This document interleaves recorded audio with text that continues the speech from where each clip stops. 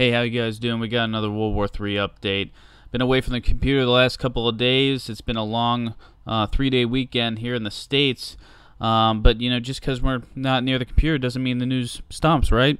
Let's start off talking about South Korea, United States doing joint drills with the B-1B bomber. Obviously, this is a show of force to North Korea by the United States and South Korea, and I mean, rightly so. North Korea is not doing themselves any favors. They're not earning any brownie points with the world right now. They popped off another missile this past weekend. It was technically Monday for them, but the weekend for us.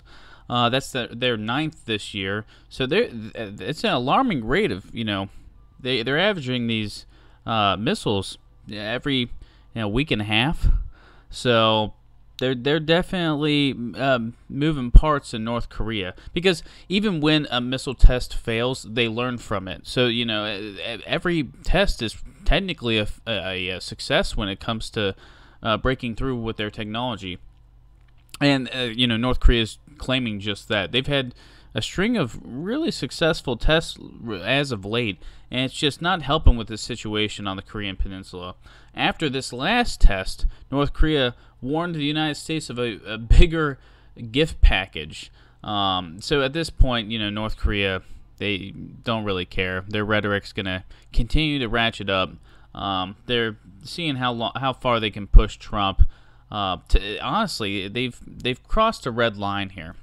General Mace was on, I believe, ABC for an interview this past Sunday. Maybe it was NBC. But basically, came out and stated that war with North Korea would be catastrophic. It would be one for many lifetimes. It'd be very serious, and he's not wrong. Like right when we strike North Korea, millions of people in Seoul and South Korea would be at risk of being hit by North Korea's artillery. So it would definitely be catastrophic. But does that mean it's not going to happen? No, that's just not the case. We have 3 aircraft carriers over there. Things are not calming down. They just haven't.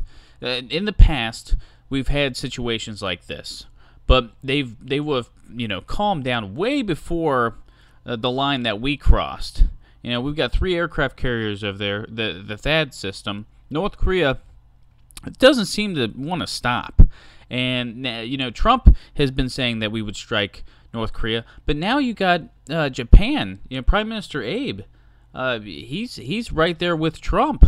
And one of the reasons is because this latest missile test landed within the economic zone of Japan's, their merchant fleets, their sea territory. And so, Japan's just not taking too kindly to this. Most of these Asian countries, and maybe even China included, are just kind of sick and tired of Kim Jong-un. And they're kind of sick and tired of this North Korean rhetoric and these provocations that keep on coming out of Pyongyang. But guys, all this aside, it just really seems like both these sides are preparing for war. We're getting reports that North Korea is stockpiling their grain right now. These are preparations for war.